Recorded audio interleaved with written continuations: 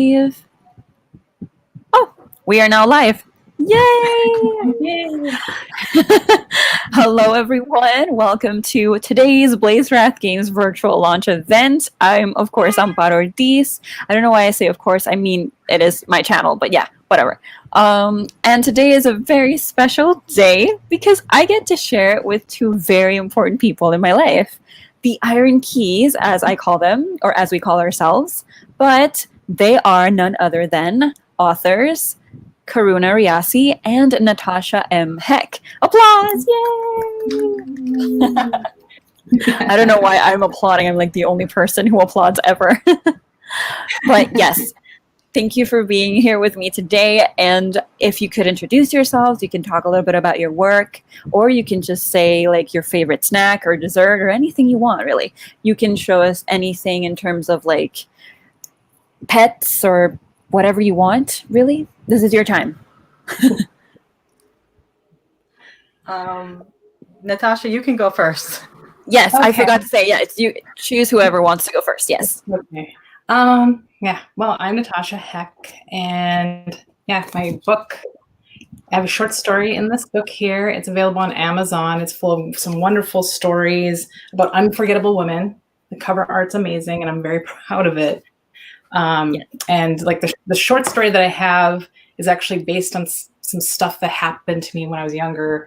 And there was a girl that went missing when I came back from Seattle, and there was a girl who was missing, and I was in the grocery store, and this woman looked at me and she pointed and she said, "That girl looks like you." And so for years, I'm like, I should write something, but I just didn't feel right until I heard about this anthology. And so I wrote something about it. And I'm trying to think what else I could say. And as you can see behind me, I have a lot of geeky. Yes, so, all the geeky stuff.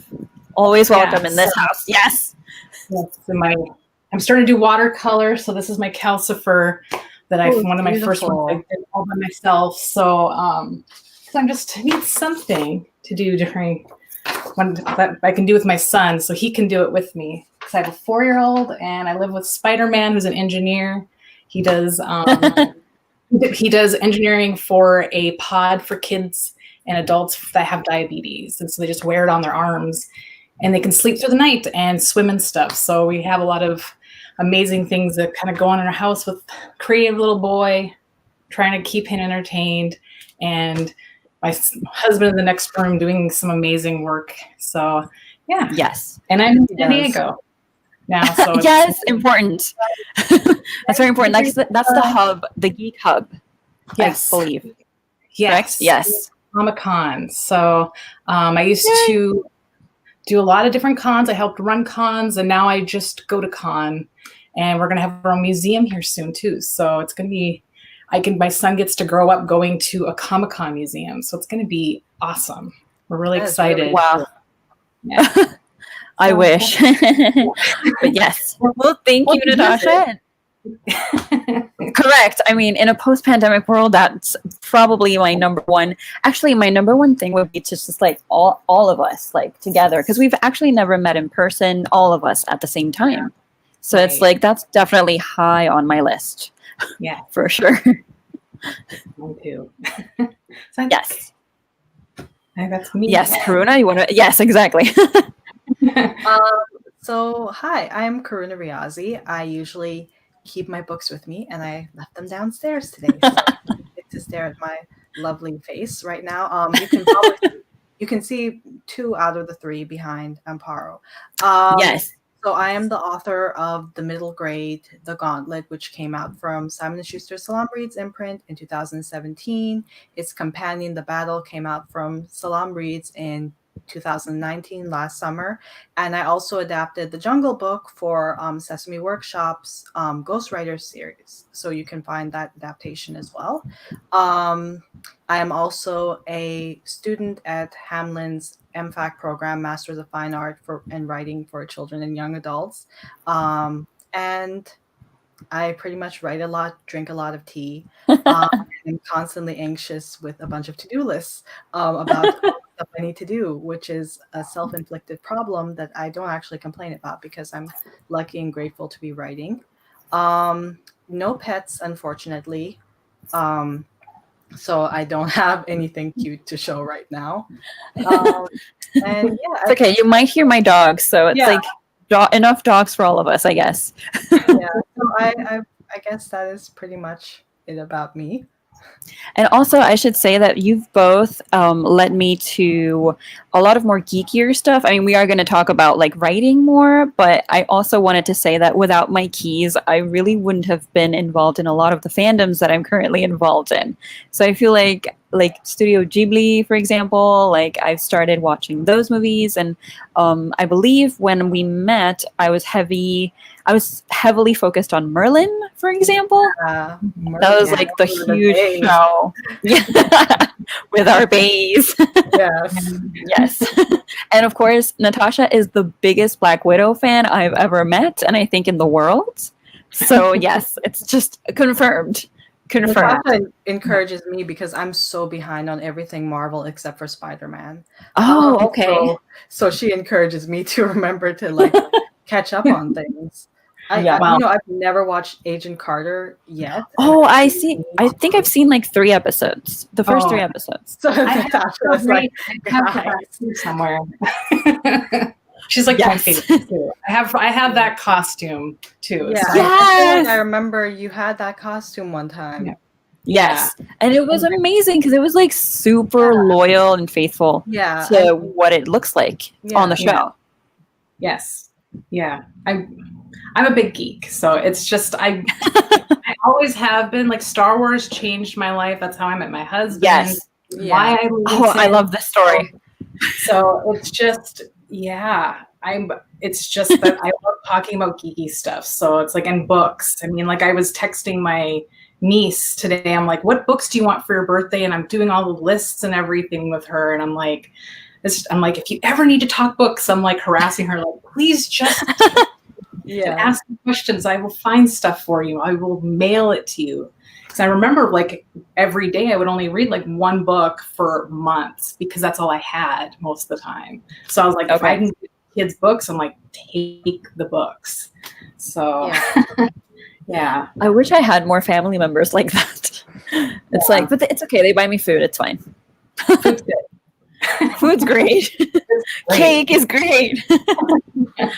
That's awesome. So these are my co-hosts for the day. We call ourselves the Iron Keys because when we met, and we're going to talk about how we met in a little bit, but when we met, I think we were just trying to find a name that best suited us as a group. And when we were like first getting to know each other, we were both, well, not both, all 3 of us were super fanatical. I say both because I'm like looking at just the 2 of you. So it feels like it's just the 2 of you. But I feel like it was, I believe Coraline was one of our favorite books. And we're going to talk about our favorite books later. But our name came from that specific novel. I feel like we were looking for something that had like magic and going into another world in it. If I recall correctly, it's been years. Actually, speaking of all of that, let's go into our first discussion, which is what's your earliest memory of meeting your critique partners? And I'm gonna go last because I make the rules. I'm kidding. Well, it was the Maggie Stiefvater. She had the critique. Like you could go onto her blog and write down what you're working on. And Karuna was the one that came on and responded. And she was the one that stuck out to me the most. And then we were emailing. And then she mentioned Amparo. And so it's just, it just kind of came together really easily, I think, from there. Yeah, I think I think the order was I reached out, and I know I said I was going to be last, but I think that like the chronological thing is I reached out to Karuna first, and then she reached out to you, Natasha, and then all 3 of us started a thread, like an email thread. And I feel like it was because I have the email here. I know Karuna actually posted it the other day. Like she tweeted it the other day. But it says January 23rd, 2013. Yeah. So that's when we met. And then I believe, Natasha, we met in March of the same year. So it was like really like close. Like it wasn't such a Yeah. huge distance Yeah. between meeting all of us, like all of us meeting, I guess. But we did meet. Karuna and I met because of like it wasn't the Maggie Steve Votter one, but I think it It was was the publishing crawl one. oh the pub crawl critique. Yeah. Yeah, because we it's like they and I, do you know if they still do these things? Like people in general, authors or blogs do this still, where they just like open it up for you to find critique partners. I There is feel like one. I've seen a hashtag going on or something right now on Right. Instagram. Yes. Okay. Adrienne Young, and I think it's Kristen Dreyer. I think Oh, okay. like they're doing one right now. They started on like a couple days ago, and so it's like find your writing community, I think is what it is. And so you That's go on, amazing. you post a picture, and then you just talk about. And sometimes it's not even just finding a critique partner. It could just be like, I want to find people to hang out with, a writing community, because we don't have that right now. In our, you can't go out to a bookstore or anything, or a book event right now. So I think it was just kind of to serve critique partners, betas, whatever you needed. Yes, I mean, I agree with Shamile. What a gift to have a group like this. And it was all so fast, like the way that we all kind of just came together, because all three of us were writing fantasy. Specifically, I remember I was writing a high fantasy when we all met. Yeah. And we all kind of had like our different experiences with writing because we were all at different stages. I feel like most of us were just brainstorming our ideas and trying to write our ideas. But the fact that we knew other people who were writing in our same genre was huge, because blogging back then, you saw a lot of people, you read a lot of blogs, but it wasn't like, it felt kind of strange trying to reach out to people that you didn't really know. It was like, oh yes, I read your blog. It was kind of weird, right? Although people did comment a lot on, there's a few bloggers I can think of or that are authors published now that were huge back then. But I just felt super intimidated and I didn't want to like talk to anyone.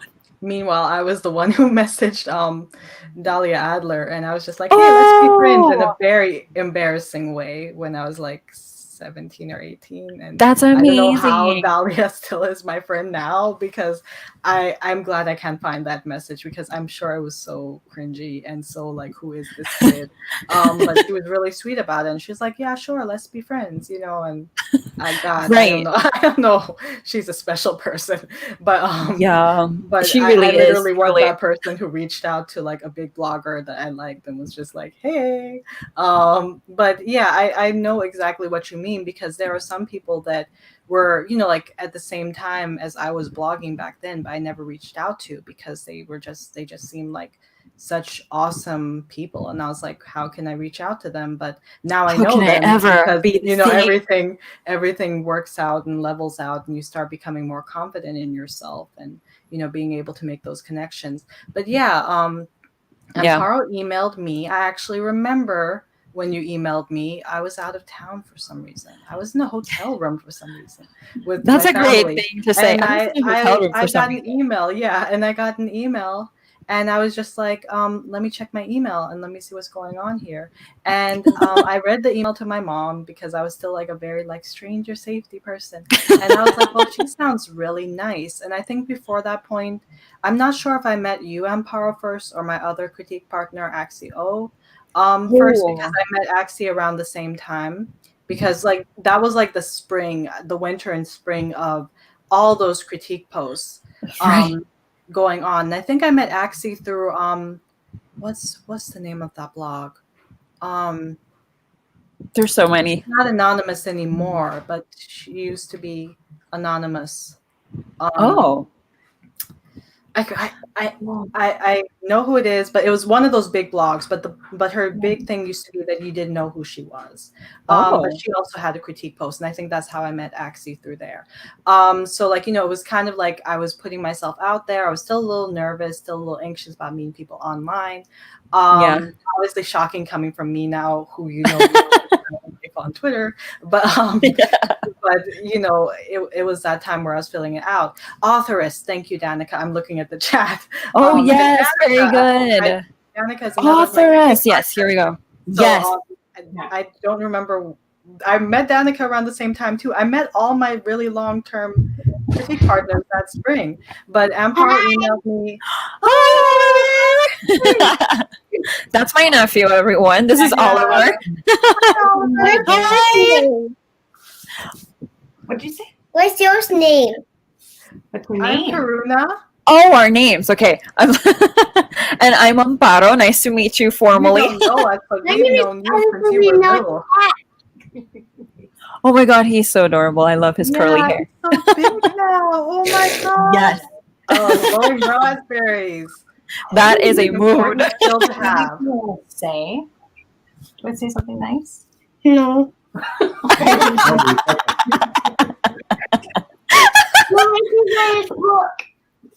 Oh, that is so sweet. I'm gonna quote him from now on. Yeah. Soda. All I'm going to have some soda. I'm going to do a book. Oh boy. I love the chaotic energy. Now. Yes, cute. That's everything. Correct, Gabby. Correct. I was Oh my hoping God. I was hoping we would get a cameo from him. Yes, So I mean like, they're always my favorite. Like chaotic cameos. Oh my gosh. But yeah, I mean, I remember reading this email to my mom, and I was just like, "Well, she sounds very nice and not creepy." And She not sounds like a serial normal killer. person. You know, like, she sounds very Wrong. normal. And I looked Amparo up, and she had a blog, and she looked at my blog, so we both confirmed that we're like normal, like girls on the internet, not like And like I ended up connecting with her, and emailing with her back and forth. We bonded pretty quickly over the fact that we were both watching Merlin. And then I think probably a month or so later, I saw Natasha's post, and I was like, wow, she sounds like a really, really wonderful person. And so then I reached out to Natasha. And then I think somewhere along the line, I was like, well, I'm talking to Amparo, I'm talking to Natasha. It feels like you both would have a lot of stuff in common. And I think we just somehow linked up in the emails, and it's just been like that ever since. It was really great. We just really just all connected best. Yeah. Like It definitely just developed naturally, but like more immediately. organic that way. Yeah. Yeah. Like, it's just really great. I mean, I've heard stories where it was just like, oh, like, tried to get my critique partners to meet, didn't end well. But I feel like, with us, it just really just worked out. Yeah. I agree. And I feel like that's just that how do I say this? It's also like important to note that we were all blogging and we were all like querying, or not querying yet, but we wanted to query. I didn't query, but I think all of you, the two of you were querying at the time, definitely. I don't know why I'm saying all of you. I think I'm doing like you, and I'm counting like green screen. All of you. Yeah. But I feel like it's just so great because people I feel like sometimes the blogging community is not as appreciated as it should be. And people who want to be writers or authors, published authors, they blog first to find their communities or their community singular. And also just people who are not necessarily blogging because they want to be published. They just love books.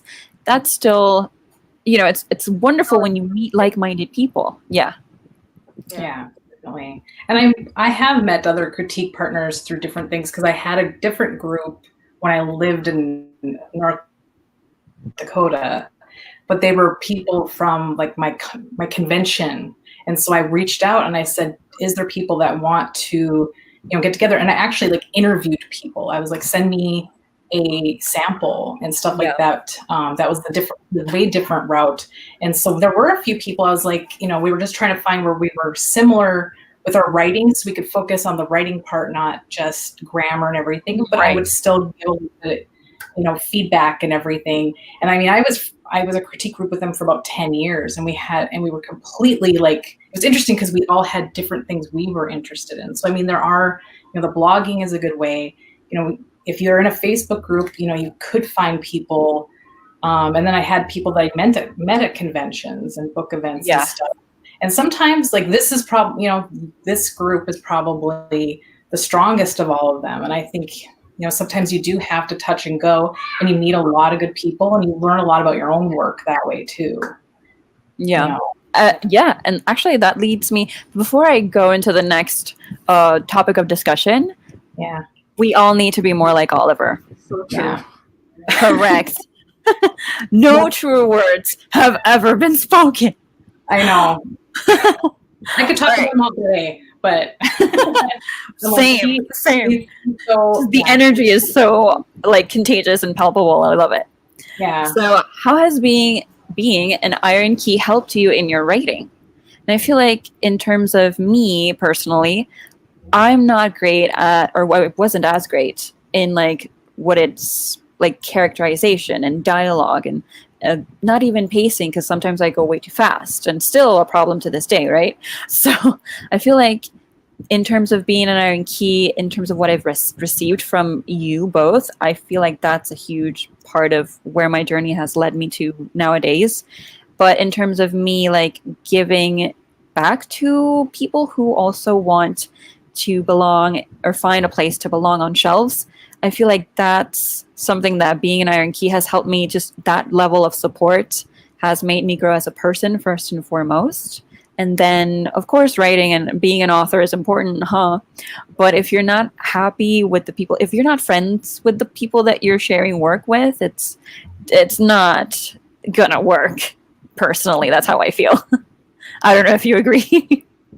Oh, yeah, I agree with that, because I think, you want to be able to trust people with your work. It is a trust that you want to be able to feel comfortable enough to express what you think works and doesn't work, but you also want to be comfortable enough to be like no to that person sometimes, like, or be able to ask questions to deepen what you may be something you've never thought of, and be able to work different things out, because it's just being open to someone, because writing is very personal sometimes, and I think sometimes you have to not take it personal what they're telling you. You need to look at your work as your work too. And I've definitely, like, my work gets better because of the people that I work with. It's just, I always feel like once I work on, even just working on your guys' stuff and then going to my stuff, I feel like I can see myself, what I'm writing in a better light. I think it's just some type of magic. Like, I take your little bit of your magic and I can put it into my work too, because it's just like I don't know what it is. It's wonderful. I agree. Like, hard agree. Or hard same, I think it's the expression. Don't know any my expressions these days are just weird. But yes, I feel like exactly what you say in terms of like, oh, I read something and it kind of makes me more energized and more confident, because I feel like we're like-minded in a lot of ways, and also because I know that you're putting in your best, and so I should step up my game. Like, that's my mentality. Like, with both of your work, it's like, oh my god, this is so much richer world building, or this is a better character development arc, or whatever it is, and I'm like, I'm not that good, so I have to step up my game. Yeah, I mean, one thing I was just thinking about this the other day, was when we, very early on when we were critique partners, Amparo sent something for critique, and I critiqued, but I didn't dig deep enough. And Amparo and Natasha both gave me advice on how to, like, give better critique and receive better critique. And like, it really helped, because I had never had critique partners before then that I exchanged work with. And because of Natasha, I met Natalie Parker, who was that time she was doing her crit crash course, and I did the crit crash course. She taught us how to, like, give better critique, receive better critique. And I feel like because of you all's encouragement, because of you all's enthusiasm in helping me get in that course, not only did I connect with Natalie, who's just like a really great human and a really great author, but like, I became a better critiquer. I became better, like, digging and trying to figure, like, how can I actually help to, like, on surface level, I feel like this piece is great. How can I help? And that's something that I've taken with me into grad school workshops, into getting critique from my agent now, into, like, trying to help other younger writers if I ever have to read, like, a younger writer's work for any, like, critique purposes.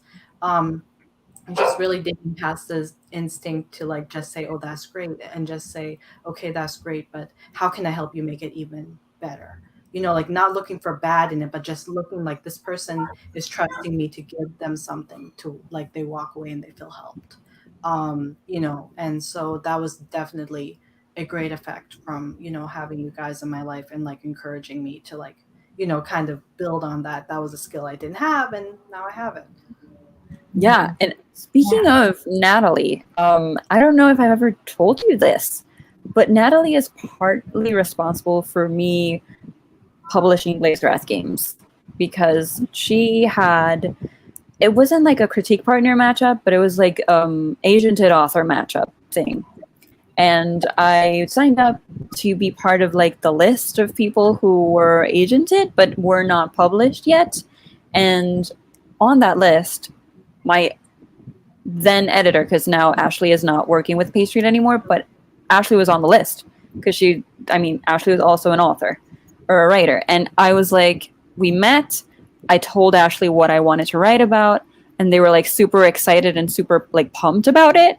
And I was like, great, I have to write it because it's not written yet. So after I wrote it, I sent it over to Ashley to beta read. And Ashley went to Linda, and she was already an editor. And Linda was like, oh, yes, we will send it over, no problem. And lo and behold, now I'm on shelves. And Natalie Parker was partially responsible for that to happen. So shout out to Natalie. I have never told this story, so I will be sliding into those DMs soon. Just like thank her somehow.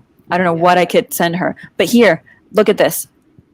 Natasha over here dropping truth, as usual. And also, so what's really crazy about this conversation is that the other day, Karuna, when I was organizing my computer files, I came across a Dragon Girl exploratory draft. Oh my god. Yay! So can you all three of us were like super invested in these ideas that we didn't think we could write.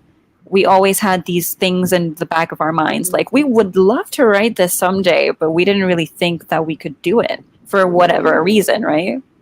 That's something we're always going to struggle with that, I guess. We're always going to be like, oh, I'm not good enough to write that. Or maybe someone else is like a better world builder, a better character builder, or whatever it is, or a better romance builder, which I can relate with or relate to. Because I feel like you both, specifically Natasha, you were like the best at romance in this group. By far. Oh my gosh. Because she has such an adorable meet cute story for herself. Correct, yes. I feel like it's the best meet cute story. Yeah, It's super geeky. super special. Yes. Yes, so here, and also if you want to share the meet cute story, we're all for it. Let me just click here. Oh, it's not letting me. Let me just... So the next question is, what's your greatest strength as a critique partner? Like, how do you feel like you're number one in the group, even though we're all number one because I say so? This is a hard question, honestly, because if I'm ever asked, like, I literally am like, oh, Amparo and Natasha are the great people in this group, and I'm just here. So I don't know. Well, that's what I was telling. That's why I was talking about the whole like, oh, there are things that we have benefited from because of this group, and I feel like personally, my greatest strength will always be hyping people up, like telling them that they're great because I know they're great. I'm not a liar, but well, maybe I lie to my dogs so that they don't steal my treats or steal my snacks, but in general, I'm not a liar. So if I hype you up, it's because I mean it. And I feel like there's a lot that we, all three of us, haven't even done yet. But I know that they're going to be terrific because I know how we write, I know how we work. And because we feed off of each other's energy like that, I know that whatever we put out next is going to be our best work. And then what happens afterwards will be the best work, and so on and so forth. Like, I genuinely want all of you, both of you, to really just...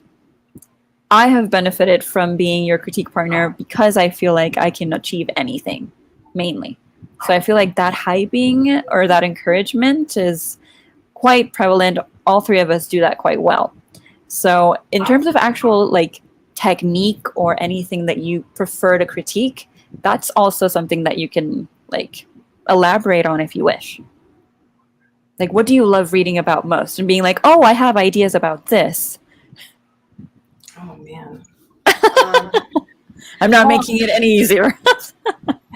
I know that, like, I'm for some reason, because I've edited quite a few things for different other people too. And so what I've noticed is I think what I'm good at is finding what really works and making sure that you know what works in your writing so you can focus on the things that maybe you need to just kind of hype up a little bit and work on. And I think that's important, is there are things that you're gonna nail, and I never have to worry about it. But the thing about identifying the things that don't work is the next time I read something, that's not going to be a problem. Like once you figure out what are the things that you're weak at, you're going to start noticing that too. And I hope that's one thing where I can start giving you that strength of strengthening your writing up. So then, something we can focus on other things. And I think that's the hardest thing for myself, is because my brain is like, everything is a disaster. And so until I get feedback, I'm just like, I need to burn this. I just need to throw it in the trash and burn it. And I've actually, I had a draft recently where I was just— you burned? I didn't burn it. I put it in the shredder. I was like, I was looking at it and I said, this isn't going to work. And I shredded it. And then I moved everything off into a different corner in my computer. And I was like, I got to start over, because I was just like, I can't keep looking at my own notes, and so until I get someone else's notes. But yeah, definitely finding what the strengths are, finding some, things that keep recurring, and then getting those to be just as strong. I think I really want to give strength to people in their writing with confidence, because I lack so much confidence, especially right now, because I'm still trying to figure out what I'm doing. And with everything going on, especially my main focus is being a mother, I have to start finding my own strength so I can get where I need to go, so I'm hoping that I can provide that for you guys, or I have. Oh, you do? I mean, I feel like, for example, something that's very important for me, or something that I truly love about our group specifically, is that we're not prescriptive, in the sense that no one is telling you what to change. I'm sorry, how to change something. It's like, this is not making narrative sense, or it's not logical, or maybe this is too Deus Ex Machina, or this is just, you forgot about this plot hole that you haven't solved yet or haven't closed up yet. And no one is telling you, oh, maybe the dragon should marry another dragon, for example, So although that would be a completely different story. But yeah, it's just, we are there to help us identify what is maybe lacking and what could be strengthened, but no one is telling others how to do it.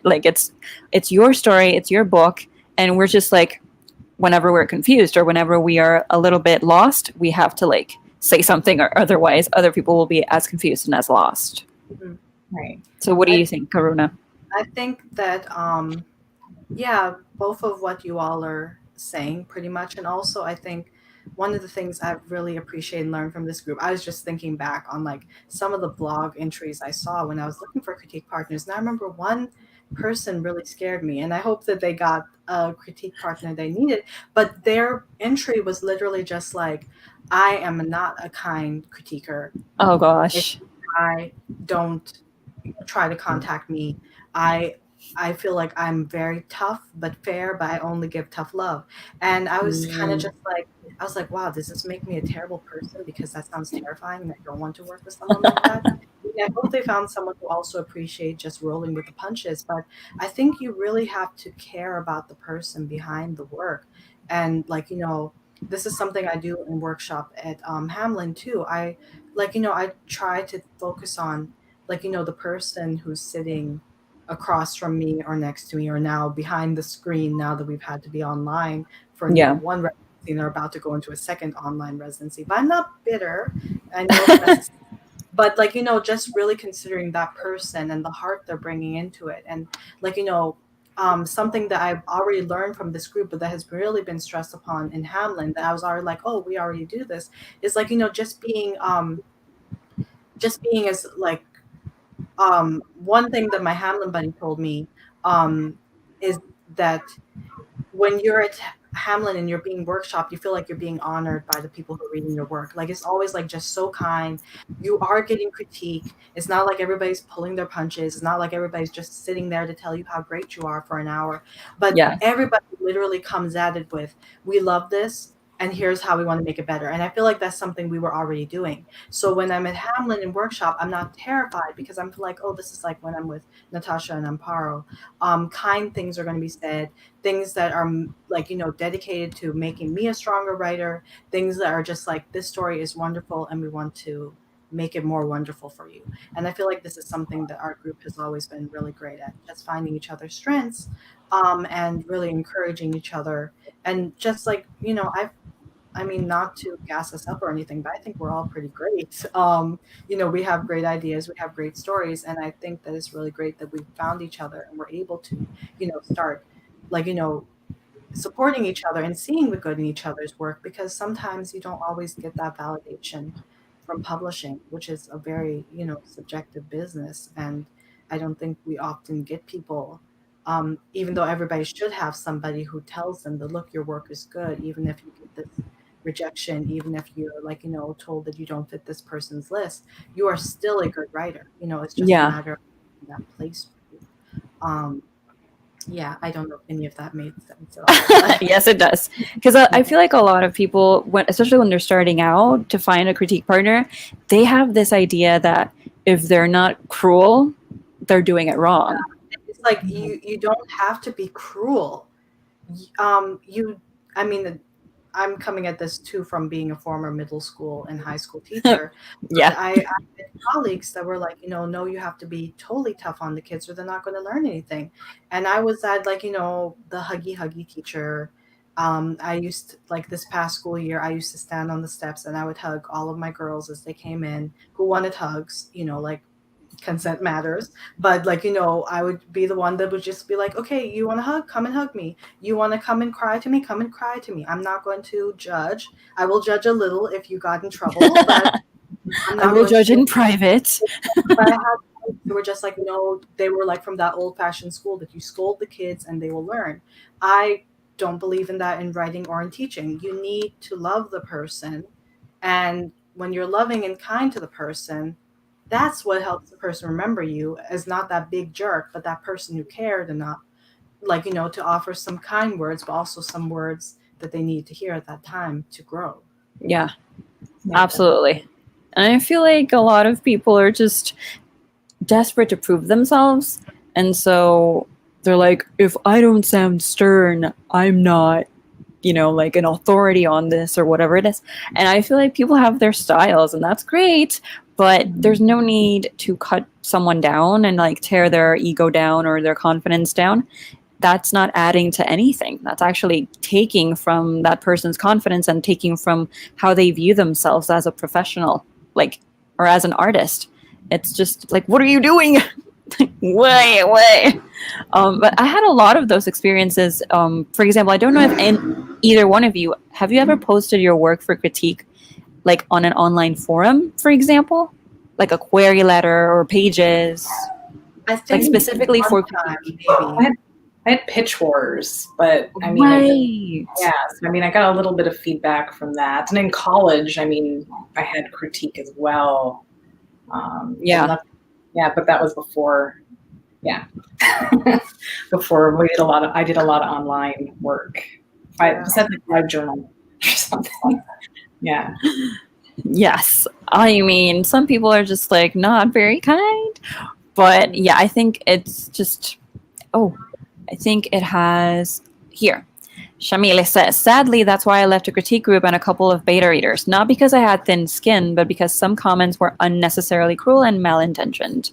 I feel like that's something that happens and people don't realize that they're doing it sometimes.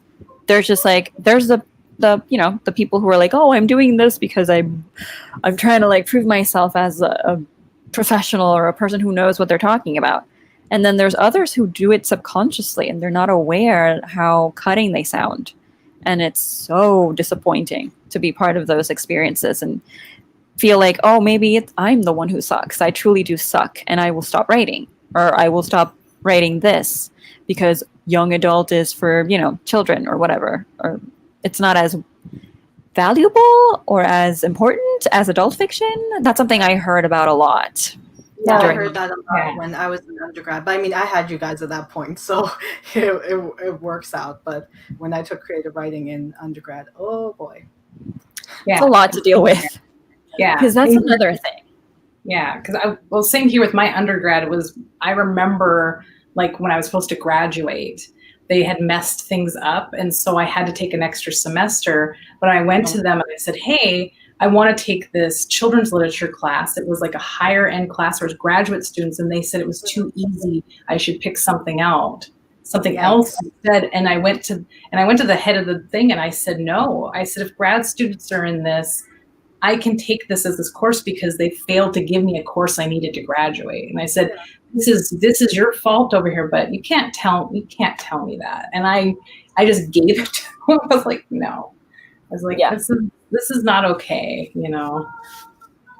Exactly. And Shamile says, it's helped me be a better beta reader and mentor though. But it sucks that you had to go through that to get to that point where you feel more comfortable sharing your thoughts and feeling like a better beta reader and mentor. And Danica says, when I was a new writer, I unfortunately had one toxic CP who was super bitter about her own writing path, and their cruelty towards my writing really threw me off. What a great experience. Like, I have people need to exercise kindness. Yes, I remember. Yeah. I remember those conversations. Yelling at me, and then I was like, it had nothing to do with me, and I was finally like, this unfortunately cannot work anymore. And I'm like, because I don't want to make it worse. And we were just, sometimes you are in different paths, and it's gonna happen sometimes, So. It happens, but it shouldn't. It should, It's so unfortunate. People are just the worst sometimes. Yeah. But not you. Like not here, not in this house. Not in this house. So in terms of because we talked about things that we don't like having been done to us and people doing things that they shouldn't to others, any advice for writers seeking a critique partner or a critique group? Yeah, I mean, I have a few thoughts on this, if Natasha doesn't mind me going first. Oh, go for it. But I mean, from both my experience with you guys and Danica and Axie and all the friends I have now who are very kind, I would say definitely if you're doing any of these hashtag things, I don't know if there's still blog posts or anything going on, don't feel discouraged if you have to talk to one or two people that don't fit. I talked to like Natasha said, I talked to a bunch of people that were just really great people. Some of them I still stay in touch with that didn't work out, or maybe they found a bunch of other critique partners and they were like, hey, it turns out I found the people that work for me. Just feel like this is part of the process. It's part of the process of making friends too.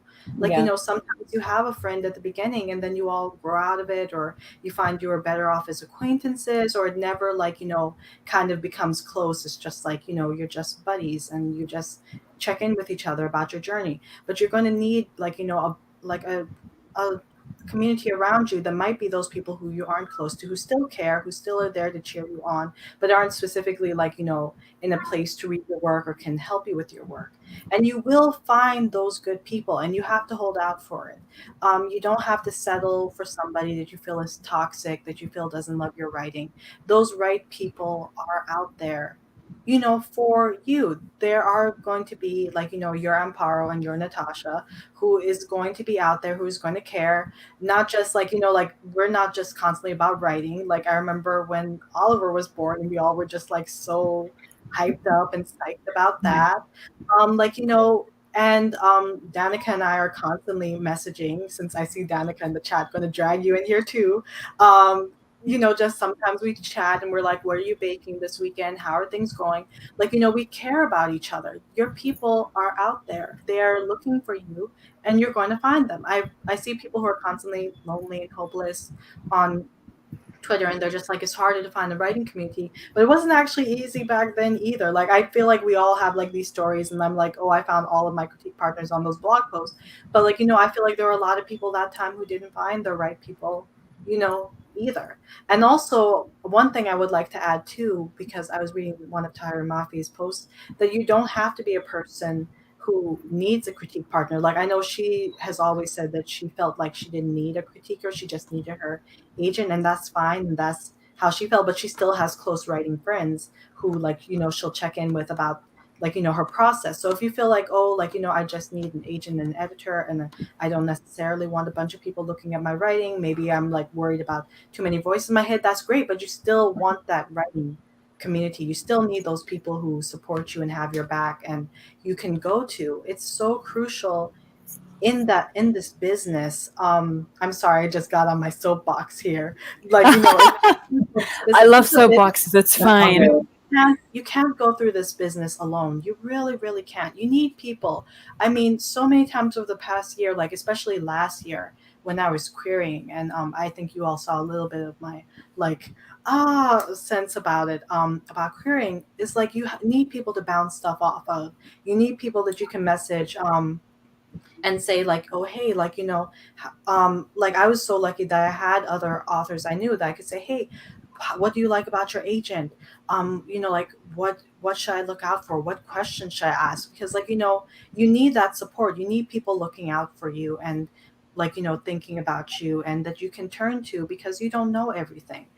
Yeah. Like, and it's not just like you're taking, but you're giving too. Like, how can you support like, the people in your writing community? Like, I've set up a Zoom call or two, like for the next month or so for some newer writers who are looking to find out, like, questions about like querying or questions about getting involved, questions about doing DVPIT. And I'm like, yeah, sure. Just like contact me because you need to like try and help people, Yeah. like, become part of this community. Now you're part of it. You're trying to bring other people in. And I'm sorry because I went on way too long. That's fine. That is perfectly fine. Yeah, I would have said something very similar. I mean, it is about finding the right people. Sometimes it's going to work and sometimes it doesn't. You don't want to force it because you want to you want to help that person's work and you want your work to get better. And you're going to have to make some hard decisions sometimes. And it doesn't mean you have to be like frenemies or enemies or anything. It's just, and I've even been in groups. 88 Cups of Tea is a podcast. And so I'm not on Facebook anymore, but on Facebook, they have a really good group. And sometimes you can meet people that way. I've been in Pitch Wars. If you get accepted, there was a Facebook group and you kind of keep in touch with those people. And sometimes you find people that way too, if you participate in something. And the other thing, which is really weird to talk about now, is in-person stuff. Like I have had experiences after moving to San Diego. I've met a lot of people going to conventions, going to panels, going to book events. So eventually, those are other opportunities that you might be able to meet people. And, especially if you're at a book event, you're all there for something that you all love. And like 88 Cups of Tea, I think she also did a thing. I don't know if she still does it, but I did like the introduction thing where they match you up with somebody for a month and you check as accountability. So every day you check in with that person and it's just, and you could become best friends with that person, or it's just, I'm so glad that I got to do this with somebody. There's no obligation, but if you find those people, it's great, and they're going to, and even if they don't become your critique partner, they're people that can encourage you and you're watching each other and you're still being a hype person for them. You may not give them all the stuff behind the scenes, but it's nice to have support around you of people that, that you've been in contact with, and you have maybe helped each other with one indirect thing like Natalie, and the critique, like she putting on that critique group, because I did that group as well, even just being part of that. And, you might still stay in touch with one or two of those people on Twitter and everything. And I love that. Like, that's one thing I love about online is you can have more than just like critique groups. You can have like, your cheerleaders too. I love that. Yeah. Because I feel like this is more like for the next question, but Natasha, I remember that you love Leigh Bardugo's work, for example, and I know that Leigh has been instrumental in a lot of writers' paths. Like I know that she is super devoted to like encouraging people to getting their work out there and to finding their community and finding their path and to not give up. And I feel like that's exactly my advice, I guess, in terms of like finding your critique partners. Know that no one owes you anything except for the truth and respect. And I feel Yeah. like if you are going into some sort of relationship like this, it's transactional, yes. But if someone isn't telling you exactly what you want to hear, oh, you're brilliant, you're a genius, that's actually what you need to hear. Because sometimes you want to hear that you're great and everything is awesome, and you're just, oh, I just remembered the Lego movie.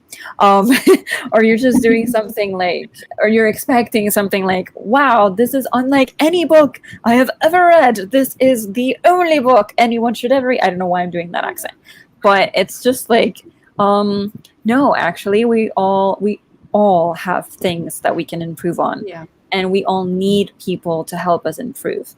So just expect truth and respect, nothing more. Yeah. And one more thing I'll add before you go to the next question, because Of course. Shamila is here too. Oh yes.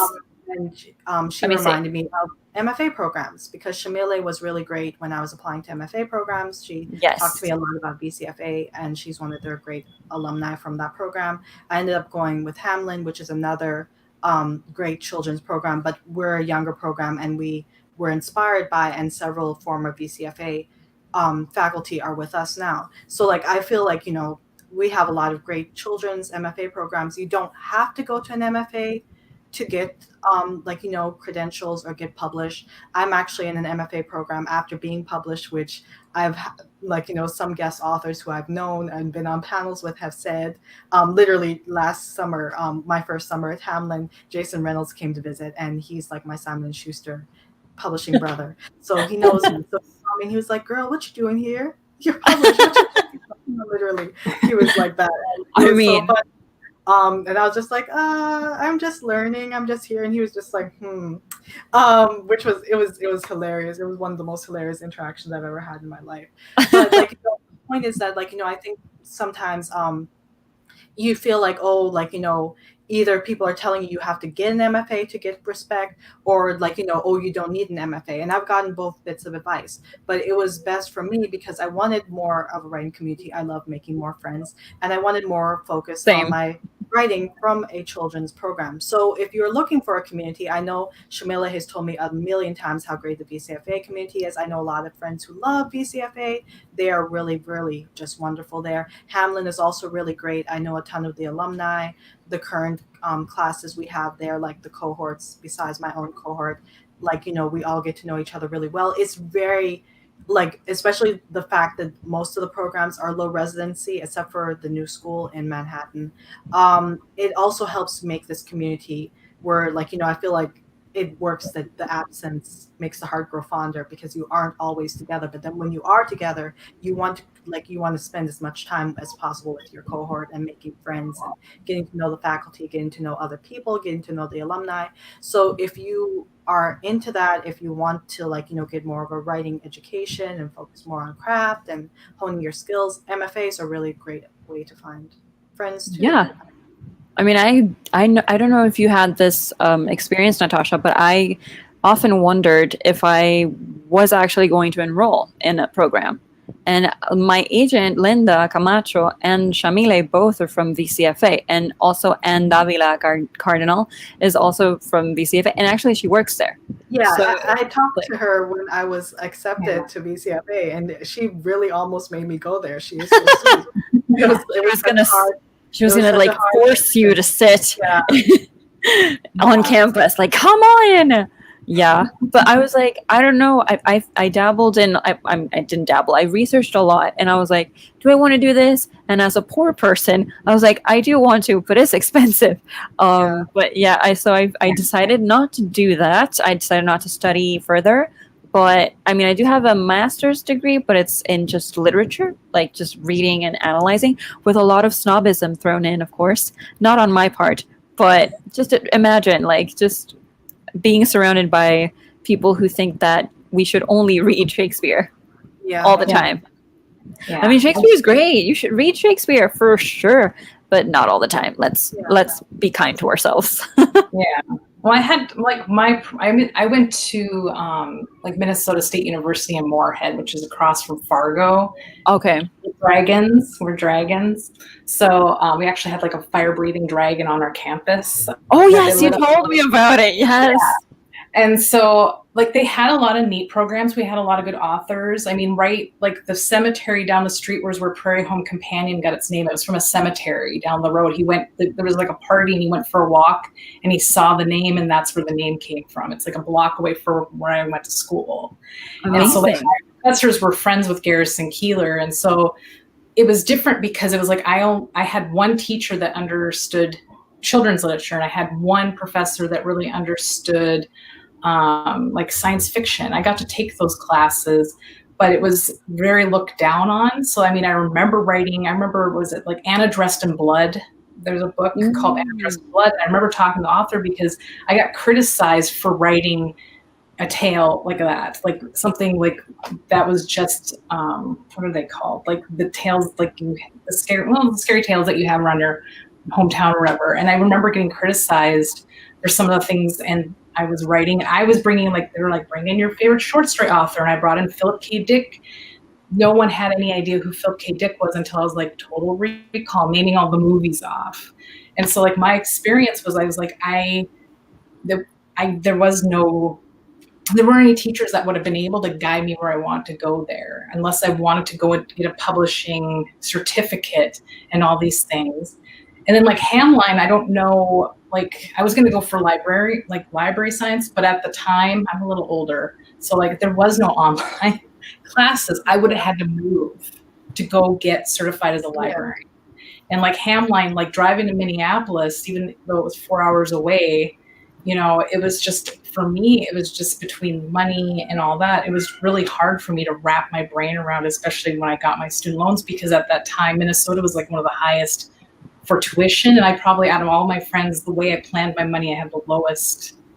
So, I mean, that's the thing is like, you know, I think it would have been something I would have loved to have done. And so like my whole thing is, I know some authors, what they do, like I did, is you research as much as you can online and learn as much, read as much as you can, talk to other fun people that you have things in common with. And like sometimes only fun people. Yeah. And like my husband's an engineer, like he doesn't have a college degree and he is a very rare person, but he just went step by step. And now that's what he did too. In his career is we both are just go-getters where we're like, well, if I want to learn something, I'm going to do it. If I say I'm going to move, I'm going to do it. And so it doesn't happen overnight, but you know, it's just putting that effort in and finding people smarter than you too. Yeah. Finding people. There's like DIY MFA, which is a really great site. And I feel like she's done a lot to really bring attention that, you know, like not everybody has the option of an MFA. I mean, I was on the fence, if you guys remember, when I was going back and forth, should I do the MFA? Should I not? You know, and it was lucky that, you know, I did get some scholarship backing when I was applying, and that kind of made the difference for me. But otherwise, I was really just like, totally just like, this is very expensive. And I really hope that's something that the programs really start considering more. I know the children's programs, they try actually to have more scholarship money and trying to consider ways to help. But, you know, like at the same time, it isn't necessary. It really is like one of those things where you want writing community and you want time to focus on your writing, which is something you could do at home. But I'm just that person who likes to be. And I think that's amazing that you do it, because I would have loved to have done something like that. I really hope that people have, I mean, do we have a kid-specific DIY MFA? Because that would be something really cool. Can't think of any right now. Yeah. Mm-hmm. And speaking of online classes and more affordable stuff, the great thing is that I feel like, especially after quarantine started and everything, I've seen so many authors starting to offer more affordable courses online where they're teaching stuff. Like I know several Hamline faculty, like Alana K. Arnold, she's doing some sort of like revision class. Nina LaCour has her slow novel class. So I hope that it's starting to, like, you know, become a thing where authors are going to be more like confident in being able to teach online classes and be more accessible. Yeah, I did one with Maggie Stiefvater. I signed up. It was like very affordable. And she's like, okay, it's going to be like 4 hours. It ended up being 8 hours. Oh my She's just god. Wow. adding She stuff has a in. lot to say. Yeah, and so, but it was going to be a live something where she would go and teach, but because of everything going on, there are so many online resources and Yeah. affordable places. So like if you're like even book events for people, like when I lived in Fargo, there were no book events. I had to move to San Diego. I went to my first book event, and I met so many wonderful people and authors. But like, you know, when you're from a smaller area, you don't have those same opportunities. And so I think some of the opportunities for online right now is actually really wonderful for people that don't have access to different Yeah, things. I mean, like, I feel like this is the first year where I've actually gone to friends' book launches, without any difficulty. I'm in New York. Right. When you hear New York, you think, oh, you can get to the events. But usually I end up only going to an event I'm, like, on the list for.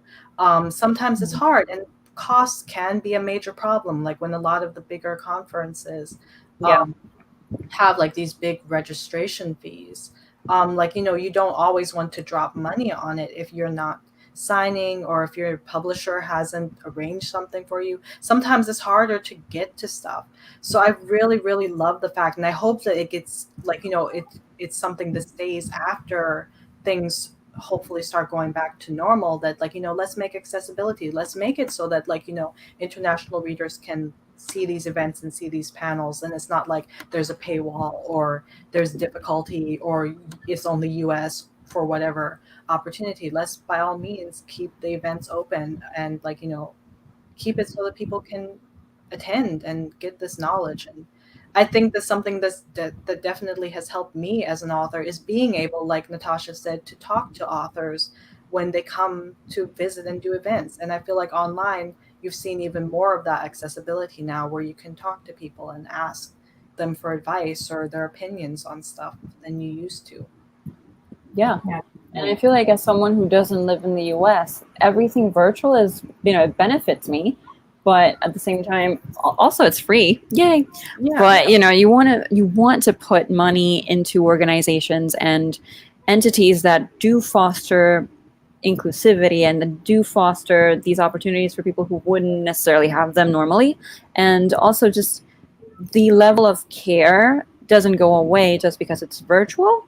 And I think that a lot of the programs also have gone virtual for the time being, like the study programs, I mean.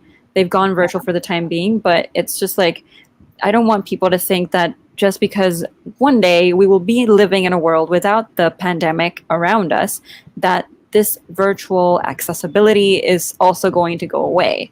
Because it does provide opportunities for a lot of people. And you can have critique partners all over the world. Like, it really doesn't have to be like in your neighborhood or in your own state, for example, if you're in the US, or in your own country if you're outside. So it's like, just branch out and try to find what works best for you. Because just because someone is a great critique partner doesn't mean that they're your critique partner or your fit, which is also something that takes time to like develop and get to know more. But it's so hard to find people that you like as people in general. But as a critique partner, it's like, oh my God, it's even more difficult. Yeah.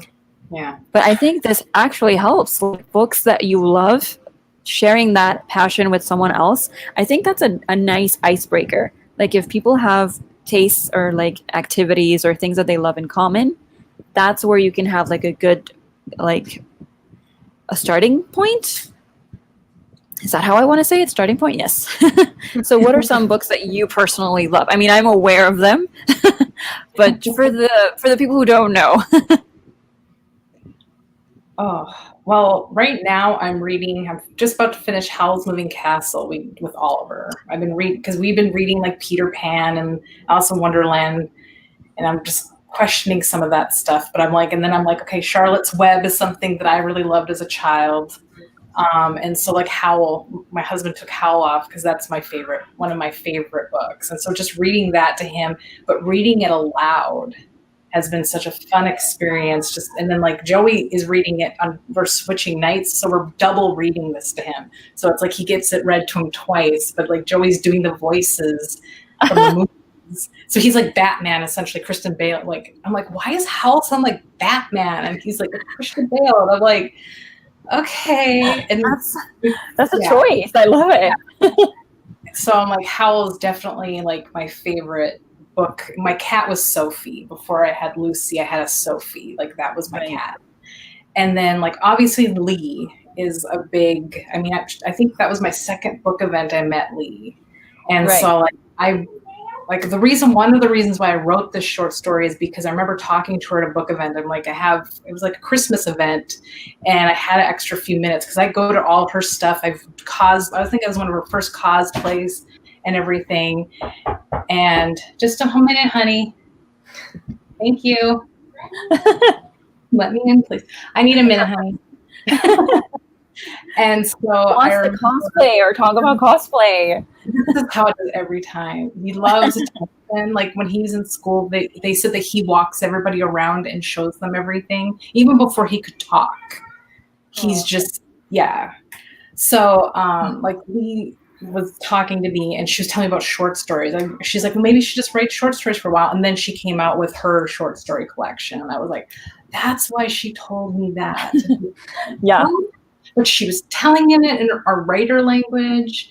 And then like Susan Denner, the Witchland series, I really love.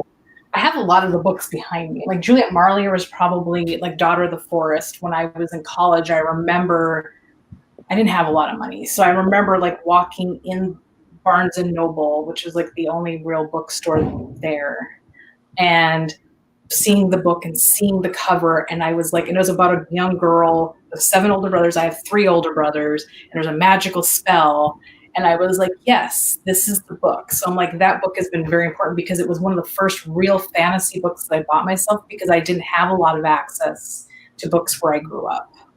Because our library was like one room, and then it was like and the second room was like biography and nonfiction. So it was very, I read Anne of Green Gables I don't know how many times. It was really hard. So it was like that was one of the first adult books that I bought. I had enough money to buy myself. So yeah, I try to now. I read a lot of. Sometimes I read lighter books. I have been reading a lot of romance books at this point, just because fantasy is so complicated. It's too heavy.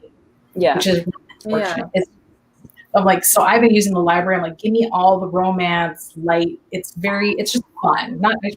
And there is a definite benefit to that. It's just something that, can help you relax. Yeah. And well, that's what I've been going. And then the last book I'm going to mention, because I've been telling everybody about this book. I got to grab it because it's so good. The House in the Cerulean Sea.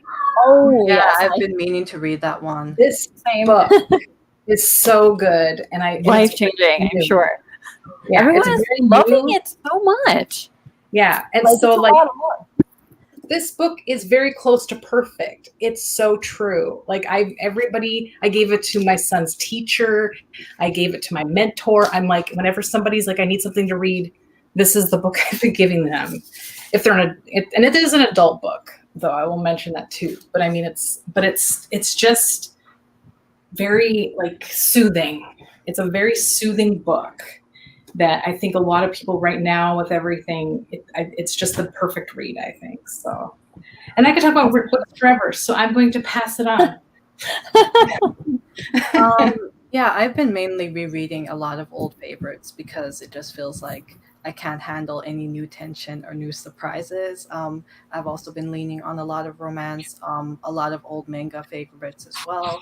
Howl's Moving Castle is definitely also a huge one for me, as Natasha knows very well.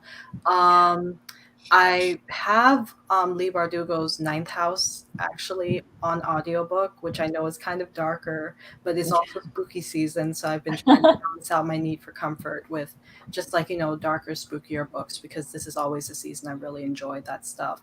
So I have a bunch of horror books actually on my Kindle right now that I haven't touched, and a bunch of romances that I also haven't touched, because I've just been going back to old favorites and like, just trying to reread stuff that feels familiar and comforting.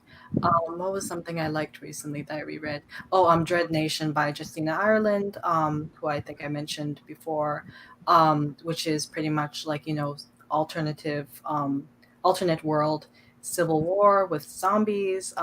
Really exciting, really nerve wracking. Um, and I've read a bunch of books for Hamlin this year as well because we always have to read books for our packets. But I cannot tell you at this moment what they were recently. One that I remember that I really liked earlier in the year. Oh, there's Oliver again. Hello. Hi. Oh my god, that laugh. Hello. Strange Birds by I drink by soda. Celia Perez. Oh, I have heard of that book. What flavor soda? What flavor? What do you guys have? I don't know. Is it ginger? Oh, he. It's ginger. Oh, Ginger is really good. I've never tried it actually. You I feel left out. So, Oliver, what is one of your favorite books? What's one of your- Hold on. Hold on. Okay. He's But You're gonna find out. by Okay, Celia go for your Perez favorite is, Middle Grade. Okay. Oh, okay. Talking about this girl of like, kind of like outcast girls who are not really accepted into the town's famous Girl Scouts troop. So they make their own. And it's so sweet and so whimsical and has that 90s like, fiction feel to it that I just really loved it. I'm sorry. Well, I think both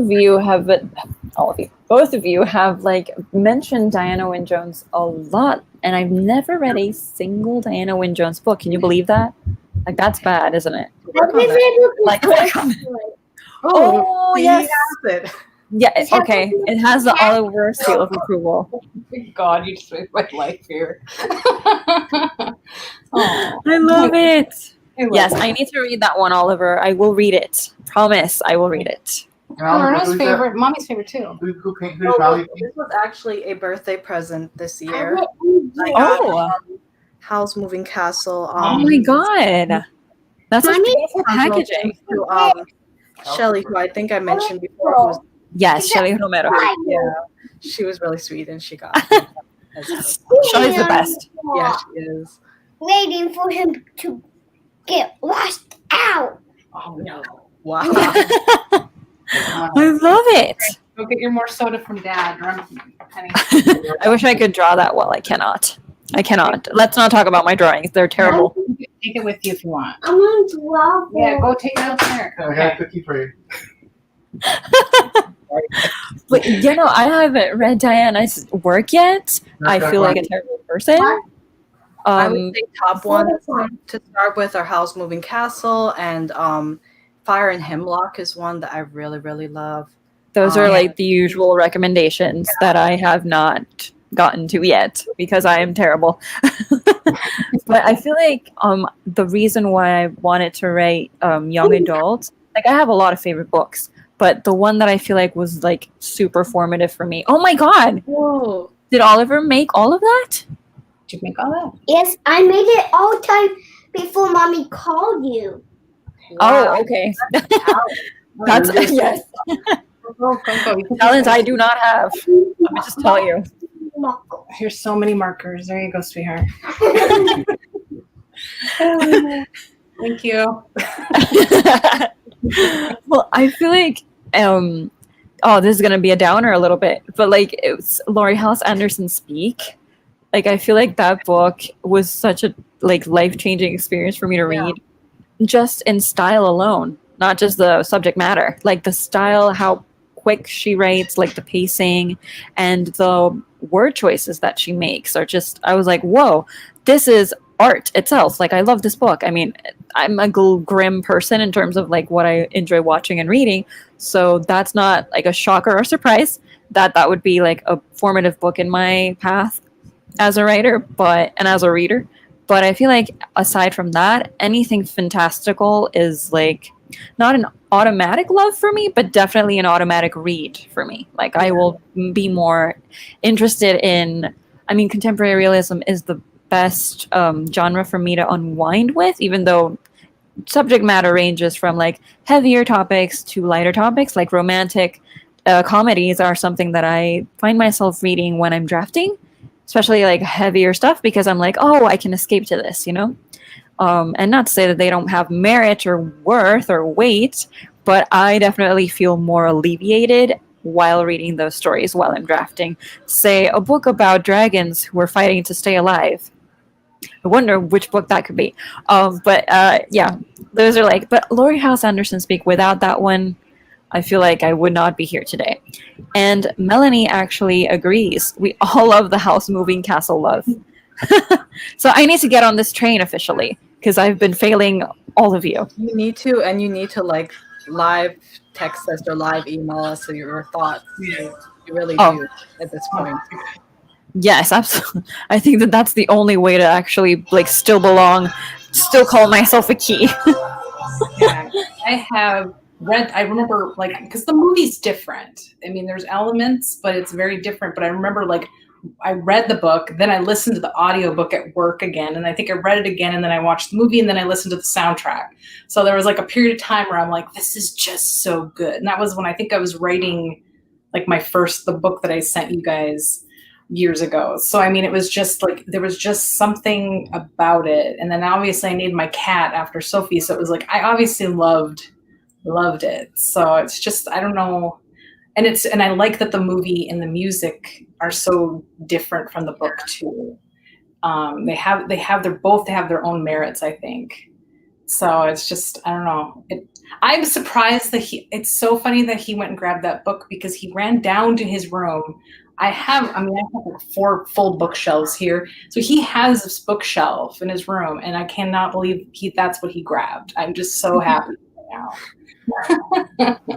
That is definitely your son. Yeah. Like there's no doubt about it. Yeah. Like, I would feel like a failure as a mother if my child was like, oh, well, not really as a joke, but it's like, can you imagine that he's like, I love adult fiction? I'm like, why?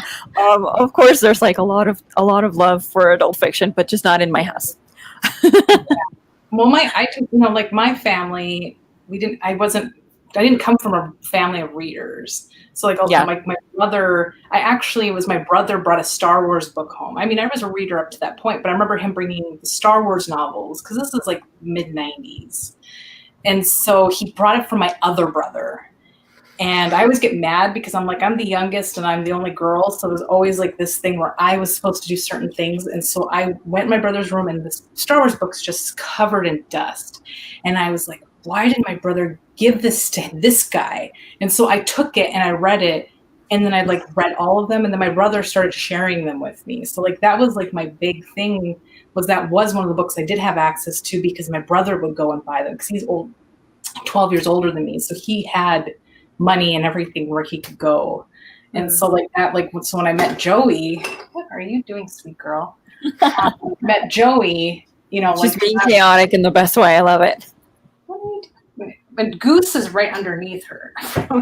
She's a great other orange cat. So Star Wars was just like that was like another big read of mine when I was younger because it was before a lot of the YA fiction and everything. It was just, and so I mean, I just loved it. It was just because it's fantasy and science fiction is the one thing that I love about Star Wars. It has both those elements, and there's nothing like it. And I think the characters are so good in that. And so like that's the thing when I remember when I started reading contemporary, I read a lot of fantasy, and so I finally read contemporary, and that was the thing that I really loved about it is I never think of it as light. It just focuses on something different. It focuses a lot on the characters and what they're going through. And I think when you do fantasy, when you kind of put some of those fantasy elements and you put the contemporary type of elements together, you can learn something from that, like the character, just what like their emotions and how they feel about other people and everything. And so I think like the book that I'm working on, the one Mirror Speak that I sent to you guys, like that's something I really thought about is like I want to make a world, but I like books that also have a lot of that human emotion. And the voice is excellent. It's really hitting. Correct. Yeah. It's how do you say this? Like I mean, I know I owe you pages. I do know that too. But it's not because I'm not reading. It's because I'm reading way too fast. And I'm like, my brain is not like really understanding that I have to critique it.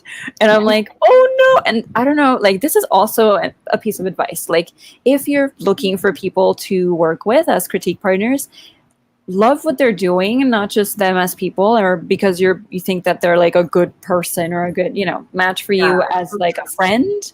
Like you need to genuinely believe that their work is going to be on shelves and that people will love their work just as much as you love their work. So it's like, that's one of the things that also as a writer, I constantly worry about, like, oh, this is like a good sentence, but like, is the whole thing working, or am I bothering people with my work, like sharing my work with them? But I feel like in terms of books that I love, yeah, just books that I feel like reflect some sort of truth, reflect something that maybe I've related to or maybe I haven't related to, but makes me feel like I have related to it.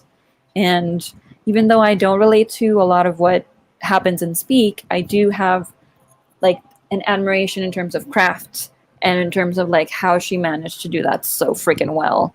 And it's something that I aspire to do with my work. And I feel like that's why we love the books that we love. We aspire to be like the people that we look up to. And if we can be better, then yes.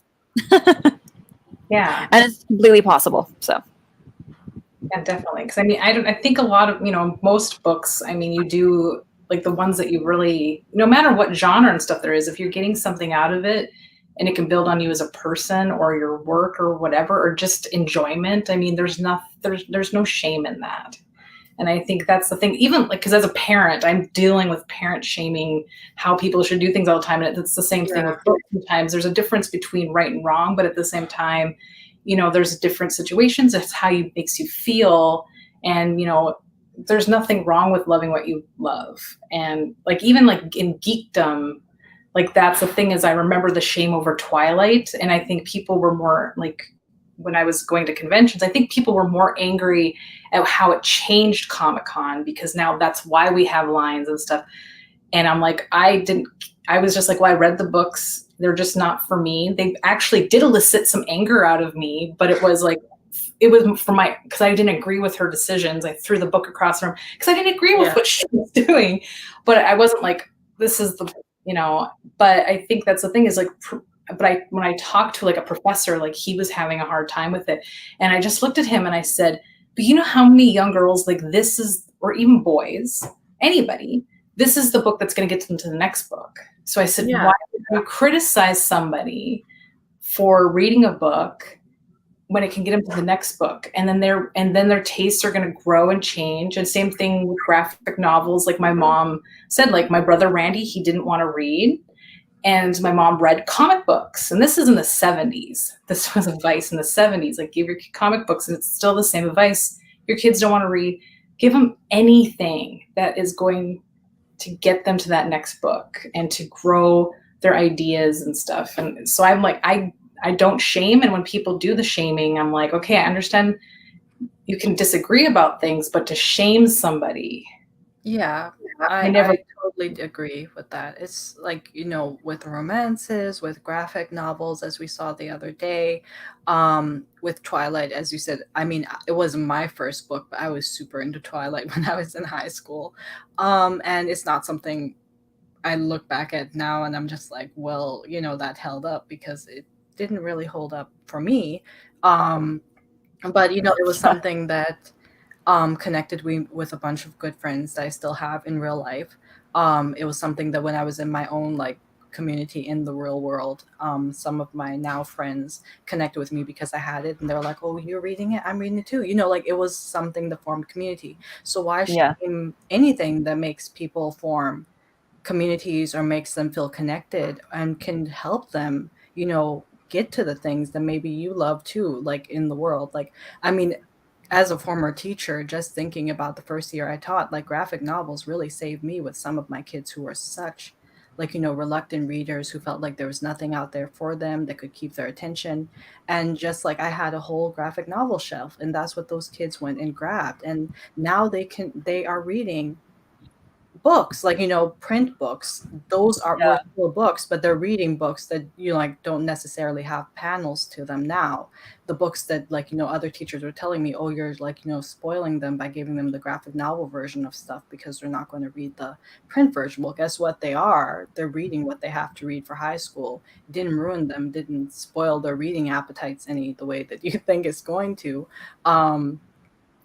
Yeah, I mean, I know Tess Sharp, who is a really amazing YA author, constantly talks about how her writing romances on the side has made her a stronger YA writer, even though there is some, like, looking down on romances as being easier to write, or, like, all fluff and no seriousness, but they have, like, they have so much literary merit, they have so much value, and they are hard to write, just like, sometimes people tell us YA in middle grade aren't hard to write at all. I mean, I've written a middle grade draft while being an undergrad, and I can tell you it's very hard. It's not easy at all, having to, finish a whole draft of something and get it to somebody on time.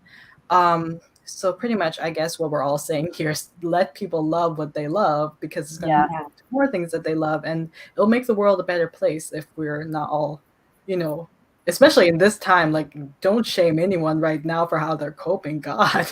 Yeah. It's like, I don't know if this happens to you, but, like, a lot of people that don't necessarily contact me usually, they'll contact me and they're like, I'm so sorry to bother you. And I'm like, you're not bothering me. And I feel like there's a lot of that I'm so sorry to bother you attitude when it comes to, at first, when you're starting out, when you want to find people who are like-minded or that enjoy the things that you enjoy.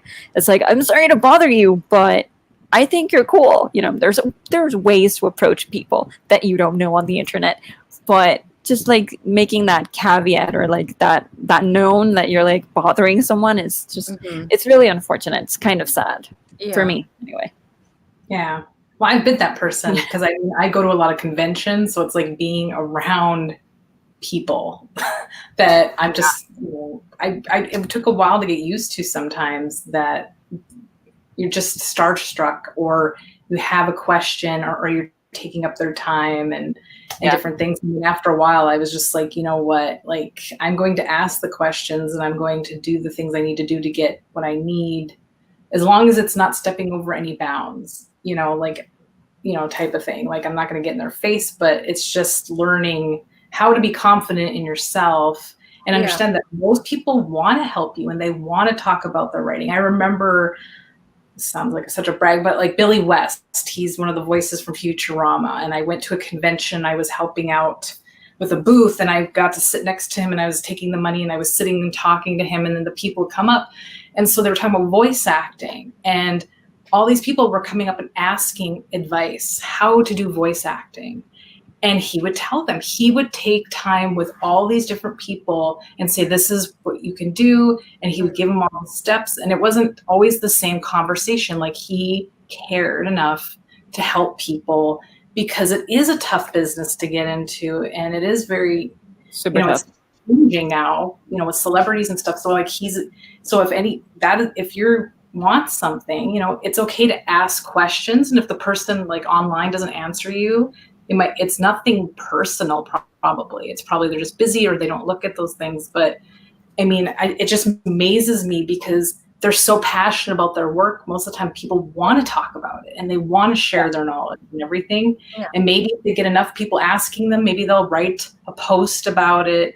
Susan Dennard, has how many different questions, and her website's full of, those answers. And, like, it's just, people want to be able to connect, especially now. I think, we're missing that connection. So, I mean, there's what harm is there, I think, is what I've come to find, definitely. I feel like Susan Dennard, by the way, shout out to Susan, because I feel like she is one of the reasons why I also am the writer that I am, because I feel like without her advice and her posts, or her newsletter specifically, but also the things that she would help writers with as a member of Pub Crawl.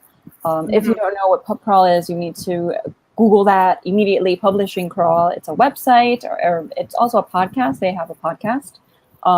S.J. Jones and Kelly, I'm forgetting her last name right now, but yes, they're both on the podcast. But Susan has some great posts to help on craft, but also she's quite motivational. Like, she definitely wants people to get their work on the page and on shelves. She's amazing. Yeah, I'm blanking on. I know who is the Yeah, second. it's Kelly something. Oh, it's Kelly something. Publishing Crawl. That's I'm so sorry. No, I'm sorry, Kelly. That I can't think of who it is. Oh, Kelly Van Sant. Yeah, she's Van lovely, and she's also an agent. So Yes, yes, she's very Kelly Van that Sant. knowledge. Yes, I believe she and I changed think that agencies. Susan, she really exemplifies what Natasha brought that great point up earlier about accessibility and, like, being in areas where you can't, like, go to events, or there's like also paywalls behind education for writing. And Susan has put up so much in such detail for free, like pretty much out of the goodness of this woman's heart. She's just like such a great person, and she's so sweet when you meet her in person. She's always stopping to talk to people. And there's so many authors I can think of off the top of my head. I can only think of maybe one or two authors who probably were having a bad day and didn't want to engage, and that's okay, because we're human. Like, we don't have to be on for everybody, but for the most part, everybody, even when they've been tired, try to give some encouragement, and, like, try to answer some questions, or, like, say, here's how you can maybe look this up and help. And it's really wonderful, and really great to be part of a community where people are really want other people to join this community and feel comfortable and be able to write in it. Yeah, I feel like Susan is one of those winners. Yeah, in the industry, she's a champion, and as a person as well, she's one of my personal favorite people that I've ever been exposed to. I haven't met her yet, but one day. But yeah. So, and Danica agrees. She's like, she is the nicest person, in all caps. Yeah. So yes. Yeah. One day I will also meet all of you one day, because I have met Karuna in person, but I have not met Natasha yet. So bucket list is definitely still going strong. And I'm, so happy that you spent your evening, your afternoon with me, of all people, to talk about, like, enduring me all these years. Because literally, it's been since 2013. That's a long time. Yeah. I can't do 7 years. 7 years. 7 years. Nearly 8 in February. Look at us. We can math. Very good. Sometimes I can't math. That's why I'm super excited about it. Honestly. But it's been 7 years. Like, that's probably common for other people, but I don't know people who have been, who have met on the internet and have been critique partners to this day. Like, to last that long is a feat. And I'm just so grateful that I met you guys and you haven't kicked me out. So grateful. Yeah. I'm so grateful for both of you, honestly. Like, I literally, fun fact, I have a document open, and I literally have a bunch of like sweet things I've wanted to say about Natasha for so long. But Natasha sends like these sweet little greeting cards and holiday cards, and she's just really just so sweet and thoughtful all the time. And I'm just so grateful that we have Natasha in our group. I'm grateful for Amparo, who flew out for 2 of my launch parties, and I haven't even been able to go to Puerto Rico to visit her. I can't remember who it was. I think it was Adam Silvera. Sorry to name drop, but I think it was Adam Silvera I met at your Gauntlet party. Yeah, because he hadn't moved that time, and he was there. That first party was something. Yeah, it was something. And he was like, where did you come from? Like, not in a weird way, but he was like, where did you come from? And I was like, I'm from Puerto Rico. And he's like, you flew from Puerto Rico? And I'm like, oh my gosh, Natasha, last August. No, it was September, but last September when party, my cousin was literally like up in her face and was like, you came from where? And he's like, he's in his 20s. He's very sweet, but he was like, you came from where to support her? Like, like, I'm not. Like, my uncles were just like, they were totally shook by that for some reason. I was like, you all are mildly. I don't think I have a friend that would fly out to support me. was like a huge issue, not issue, but like a huge Yeah, it was topic of discussion. And I'm like, met my vice principal too at the time, I think, as well, and she was like, "You came from where?" It's like, what? yeah, it's exactly. But yeah, it's like whatever, man. Like I do whatever I want to do. It was on my list this year that I was like, oh, maybe I'll fly out and I'll see Amparo, and I wanted to go to California to see my who was also in San Diego, and I was like, okay, if I go to San Diego, of course I'm going to go and see Natasha and Joey and Oliver. Of course. Like, I can do that. But then The world happened. nothing worked the way it was supposed to this year. So we'll see about that. Nope. I'm so shocked that I even got a book published because people were getting pushed back in season. And I'm like, well, maybe it'll happen to me. It didn't, luckily. And yeah, it's been weird, but I'm grateful for the internet, even though it might be a little faulty at times, because I get to hang out with you. And I wouldn't trade that for anything. So thank you so much for being with us. If you've been watching, I think Danica is like the all caps champion of this chat. But yes, thank you so much, everyone, for tuning in, for celebrating with us, and for hearing us chat about something that means a lot to us personally, but also that I feel like other writers should, or other published authors should also remind their readers that getting into shelves or getting onto shelves takes a lot of effort and a lot of time in some respects, for some people anyway. I know it's the case for me. So as you've heard, we've met in 2013, so it's been a while. And also I was writing before I met them, so yes, it's a long journey for a lot of us, and community is very important. So thank you for hanging out with me, Karuna and Natasha.